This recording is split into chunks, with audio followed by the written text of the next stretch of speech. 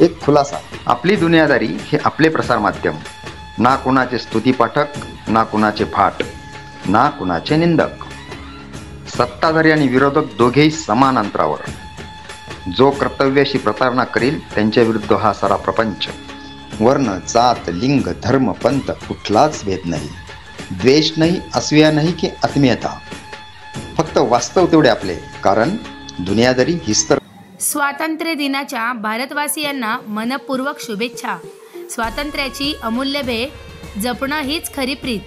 वीरांच्या बलिदानाचा मान ठेवू, भारताला शिखरावर नेऊ. दत्तात्रय आव्हाड, सामाजिक कार्यकर्ते, दापूर, तालुका सिन्नर, जिल्हा नाशिक.